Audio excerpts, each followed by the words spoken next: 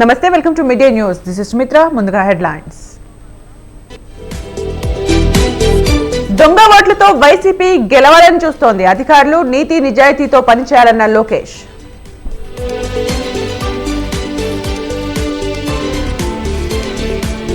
వైసీపీకి రాజధాని రాష్ట్రాభివృద్ధిపై చిత్తశుద్ధి లేదు. మోదీకి రాష్ట్రాన్ని తాకట్టు పెట్టారన్న షర్మిల.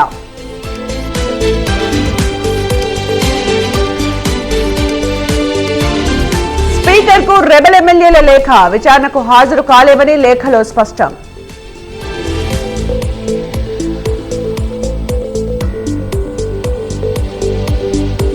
కేంద్రం రైతు ద్రోహిగా వ్యవహరిస్తోంది.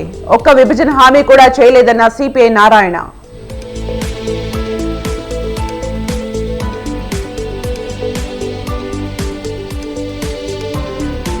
కాగ్ నివేదికను అసెంబ్లీలో ప్రవేశపెట్టిన ప్రభుత్వం. తెలంగాణ రాష్ట్ర ఆర్థిక స్థితిగతులపై నివేదిక.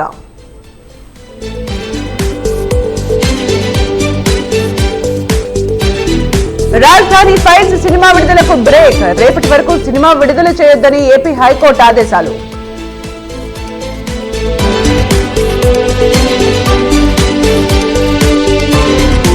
రైతులను మరోసారి చర్చలకు ఆహ్వానించిన కేంద్రం. ఢిల్లీ సమీప ప్రాంతాల్లో ఆఖరి రైతుల ఆందోళన.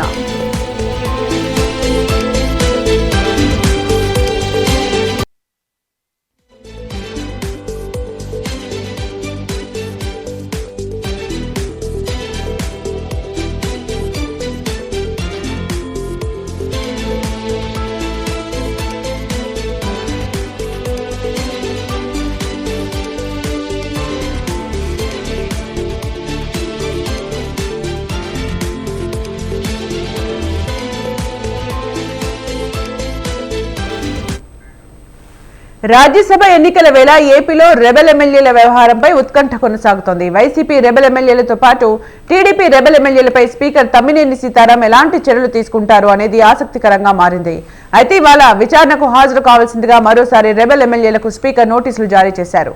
కాగా తాము విచారణకు రాలేమంటూ వైసీపీ రెబెల్ ఎమ్మెల్యేలు స్పీకర్కు లేఖ రాశారు.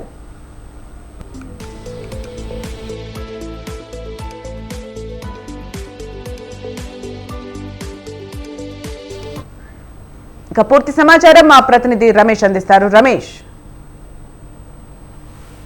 వైఎస్ఆర్ కాంగ్రెస్ పార్టీకి సంబంధించిన రెబెల్ ఎమ్మెల్యేలు ఈరోజు అనర్హత పిటిషన్ పైన విచారణకు రావాలంటూ స్పీకర్ ఆదేశించారు. గతంలో కూడా వైసీపీ తెలుగుదేశం పార్టీకి సంబంధించిన రెబెల్ ఎమ్మెల్యేల విచారణను స్పీకర్ చేపట్టడం జరిగింది. గతంలో కూడా వైసీపీకి సంబంధించిన రెబెల్ ఎమ్మెల్యేలు ఒకసారి మాత్రమే స్పీకర్ ముందు హాజరయ్యారు. రెండోసారి కేవలం ఎమ్మెల్యే ఆనం రామనారాయణ రెడ్డి మాత్రమే హాజరైన పరిస్థితి. ఇంకా ఈ రోజు కూడా వైసీపీ రెబెల్ ఎమ్మెల్యేలు స్పీకర్ ముందు హాజరు కాలేదు. అయితే స్పీకర్ కు మాత్రం ఒక లేఖ రాయడం జరిగింది. తాము స్పీకర్ ముందు హాజరు కాలేకపోతున్నామని చెప్తూనే ఏదైతే తాము పార్టీ ఫిరాయింపులకు పాల్పడ్డామని, అదేవిధంగా పార్టీ వ్యతిరేక కార్యకలాపాలకు పాల్పడ్డామంటూ చీఫ్ విప్ ప్రసాదరాజు ఏదైతే ఆధారాలు సమర్పించారో ఆ ఆధారాలు సరైనవి కావు అంటూ ఆ లేఖలో పేర్కొనడం జరిగింది. అంతేకాకుండా మీడియాలో వచ్చినటువంటి కథనాల ఆధారంగా తమ పైన అనర్హత పిటిషన్ కి సంబంధించి విచారణ జరుపుతూ ఉన్నారు. మీరు ఏదైతే ఆధారాలు సమర్పించారో వాటికి సంబంధించిన ఒరిజినల్ సర్టిఫైడ్ కాపీలు తమకు ఇవ్వాలంటూ కూడా స్పీకర్ కు రాసినటువంటి లేఖలో పేర్కొన్న పరిస్థితి కూడా ఉంది. గతంలో కూడా ఇదే విషయాన్ని స్పీకర్ దృష్టికి రెబెల్ ఎమ్మెల్యేలు తీసుకువెళ్లారు. తమకు ఒరిజినల్ కాపీస్ ఇవ్వాలని కోరినటువంటి పరిస్థితి కూడా ఉంది. అయితే గతంలో స్పీకర్ ఈ అంశాన్ని తోసిపుచ్చినటువంటి పరిస్థితి కూడా ఉంది. అయితే మరోసారి మాత్రం రెబెల్ ఎమ్మెల్యేలు అదే అంశాన్ని స్పీకర్ దృష్టికి తీసుకువెళ్లారు. ఇక మధ్యాహ్నం తర్వాత వైఎస్ఆర్ కాంగ్రెస్ పార్టీలోకి జాయిన్ అయినటువంటి తెలుగుదేశం పార్టీకి సంబంధించిన రెబెల్ ఎమ్మెల్యేల విచారణ కూడా జరగనుంది.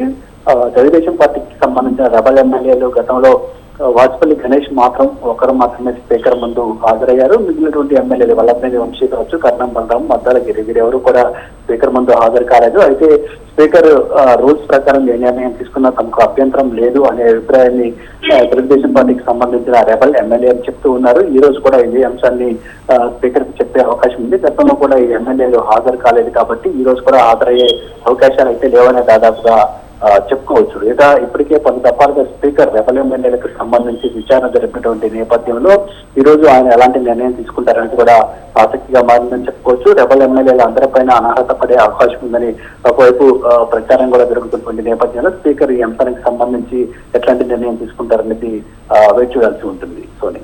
Right. Thank you, Ramesh, for the updates.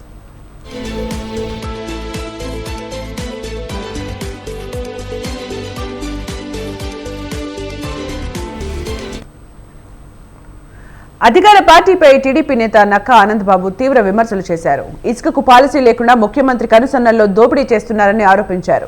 Chandrababu హయాంలో ఉచితంగా ఇచ్చిన ఇసుకను వేల కోట్ల దోపిడీకి మార్గంగా జగన్మోహన్ రెడ్డి ఎంచుకున్నారని ఆరోపించారు. ఇసుక దోపిడీపై ఎన్ని ఆందోళనలు చేసినా అధికారులు పట్టించుకోవడం లేదని ఆరోపించారు. కోర్టులు మొట్టికాయలు వేసినా స్పందన కరువైందని ఆగ్రహం వ్యక్తం చేశారు. పాలసీ లేకుండా అడ్డగోలుగా జగన్మోహన్ రెడ్డి కనుసన్నల్లో దోపిడీ జరుగుతూ ఉంది. చంద్రబాబు నాయుడు గారి హయాంలో ఉచితంగా ఇచ్చినటువంటి ఇసుకని వేల కోట్ల దోపిడీకి ఒక మార్గంగా ఈ జగన్మోహన్ రెడ్డి ఎంచుకున్నాడు. ఇవాళ ఎన్నో రకాలుగా తెలుగుదేశం పార్టీ ఈ ఇసుక అక్రమ మైనింగ్ మీద, అక్రమ దోపిడీ మీద మా అధినేత చంద్రబాబు నాయుడు గారి దగ్గర నుంచి కింద స్థాయి వరకు వివిధ స్థాయిల్లో ఎన్నో రకాలుగా ఆందోళనలు చేశాం. ఎన్ని ఆందోళనలు చేసినా ప్రభుత్వానికి కానీ ప్రభుత్వ అధికారులకు కానీ నిమ్మకు నీరెత్తినట్లు వ్యవహరించి అందరూ కూడా వాటాలు వేసుకొని పంచుకొని అక్రమ ఇసుక దందా వ్యవహారం సాగిస్తూ ఉన్నారు. కోర్టులు మొట్టికాయలేస్తూ ఉన్నాయి, చివాట్లు పెడతా ఉన్నాయి. నేషనల్ గ్రీన్ ట్రిబ్యునల్ అనేక ఆర్డర్స్ ఇష్యూ చేసింది. ఎన్ని చెప్పినా కూడా దున్నపోతు మీద వర్షం పడ్డ చందంగా ఈ ప్రభుత్వం వ్యవహరిస్తూ ఉంది. ఇసుకకి ఒక పాలసీ లేకుండా హైదరాబాద్ ఉమ్మడి రాజధాని అంశంపై ఏపీసీసీ అధ్యక్షురాలు వైఎస్ షర్మిల తీవ్ర విమర్శలు చేశారు. ఉమ్మడి రాజధాని మరో 2 ఏళ్లు కావాలని అడుగుతున్నారంటే ఇన్నాళ్లు గుడ్డి గుర్రాలకు పళ్ళు తోమినట్లా అని ప్రశ్నించారు. 5 ఏళ్లు అధికారం ఇస్తే విభజన హామీల్లో ఒక్కటంటే ఒక్కటి అమలు చేయలేకపోయారన్నారు. రాష్ట్రానికి రాజధాని లేదు, ప్రత్యేక హోదా రాలేదు, ప్రత్యేక ప్యాకేజీలు లేవు, పోలవరం పూర్తి కాలేదు అంటూ ఎద్దేవా చేశారు. 8 లక్షల కోట్ల అప్పులు చేసి అప్పుల ఆంధ్రప్రదేశ్ చేశారు తప్ప అభివృద్ధి చూపలేదన్నారు. ఆంధ్రుల రాజధాని ఎక్కడా అని అడిగితే 10 ఏళ్ల తర్వాత కూడా హైదరాబాద్ వైపు చూపించే దయనీయ పరిస్థితి ఏర్పడిందన్నారు. చంద్రబాబు అమరావతి పేరుతో చూపించింది 3D గ్రాఫిక్స్ చూపిస్తే 3 రాజధానుల పేరుతో జగనన్న ఆడింది 3 ముక్కలాట అన్నారు.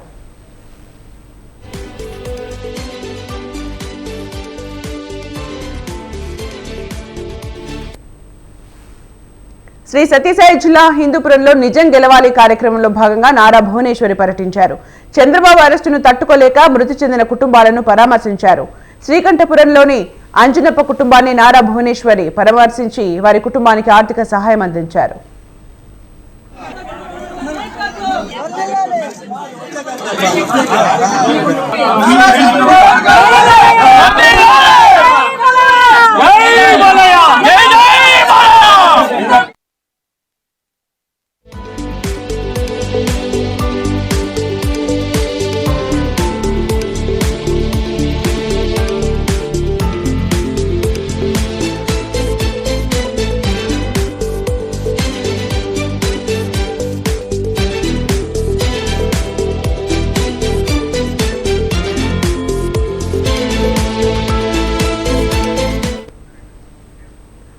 ఏపీలో ఎన్నికల వేళ అమరావతి రాజధాని అంశంపై తెరకెక్కిన రాజధాని ఫైల్స్ చిత్రానికి హైకోర్టులో ఎదురుదెబ్బ తగిలింది. ఈ చిత్రం విడుదల నిలిపేయాలని కోరుతూ వైసీపీ నేత లేళ్ల అప్పిరెడ్డి దాఖలు చేసిన పిటిషన్పై విచారణ జరిపిన హైకోర్టు ధర్మాసనం తాత్కాలిక స్టే ఉత్తర్వులు జారీ చేసింది. దీంతో ఇవాళ విడుదల కావాల్సిన ఈ చిత్రం వాయిదా పడింది. రేపు మరోసారి పిటిషన్పై విచారణ జరిపి హైకోర్టు ఉత్తర్వులు ఇవ్వనుంది. ఏపీలో అమరావతి స్థానంలో వైసీపీ ప్రభుత్వం తెరపైకి తెచ్చిన 3 రాజధానుల్ని వ్యతిరేకిస్తూ స్థానిక రైతులు 5 ఏళ్లుగా పోరాటం చేస్తున్నారు. ఈ నేపథ్యంలో తెలుగు వన్ వెబ్సైట్ కు చెందిన నిర్మాణ సంస్థ ఈ పోరాటాన్ని రాజధాని ఫైల్స్ పేరుతో తెరకెక్కించింది.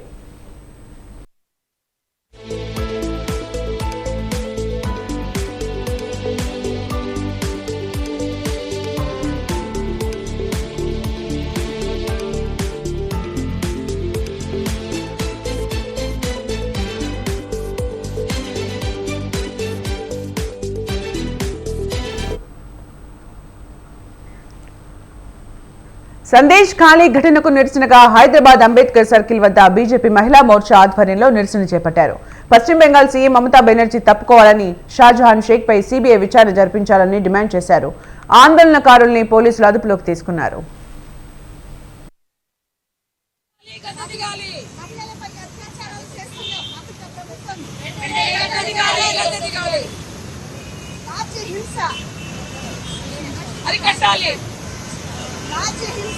भारतीय जनता पार्टी, भारतीय जनता पार्टी, बंगाल बचाओ, बंगाल हटाओ,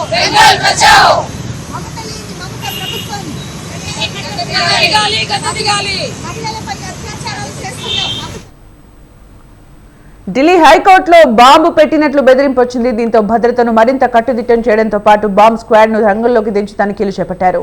పోలీస్ జాగిలాలను రప్పించారు. ఢిల్లీ హైకోర్టులో బాంబు పెట్టినట్లు ఆగంతకుల నుంచి ఈమెయిల్తో బెదిరింపు వచ్చింది.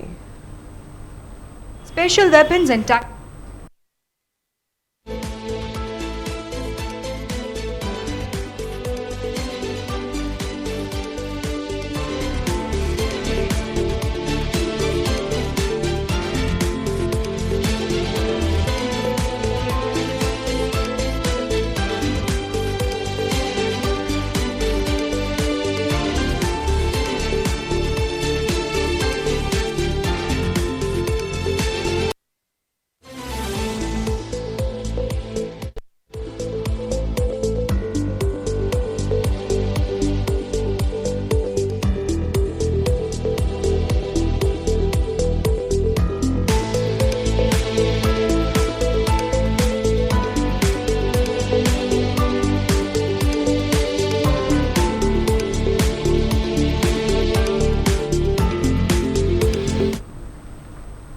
జపాన్ ఆర్థిక వ్యవస్థపై ఆర్థిక మాంద్యం దెబ్బపడింది. ప్రపంచంలో మూడో అతిపెద్ద ఆర్థిక వ్యవస్థ 4వ స్థానానికి దిగజారింది. జర్మనీ అతిపెద్ద మూడో ఆర్థిక వ్యవస్థ స్థానాన్ని ఆక్రమించింది. జపాన్ ఆర్థిక వ్యవస్థకు అనూహ్యంగా 2023 చివరి నాటికి ఈ మాంద్యంలోకి జారుకుందని వార్తా సంస్థలు పేర్కొంటున్నాయి. జపాన్ జీడీపీ $4.2 ట్రిలియన్ నమోదైంది. గత సంవత్సరంతో పోలిస్తే 0.4% నష్టపోయింది. అదే సమయంలో జర్మనీ జీడీపీ $4.4 ట్రిలియన్ ఉంది. జపాన్ కేంద్ర బ్యాంక్ అయిన బ్యాంక్ ఆఫ్ జపాన్ తన దశాబ్ద కాలంగా ఉన్న అల్ట్రా లూజ్ మానిటరీ పాలసీ నుండి నిష్క్రమించడంతో అనిశ్చిత పరిస్థితి ఏర్పడింది.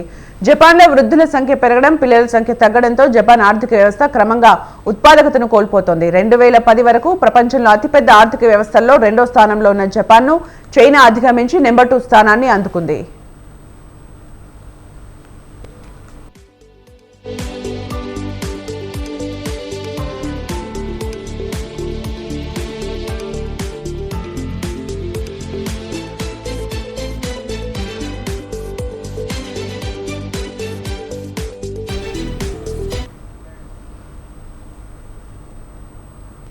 ఇవి బులెటిన్ విశేషాలు. Coming up. హలో స్వతంత్ర. కీప్ వాచింగ్ స్వతంత్ర.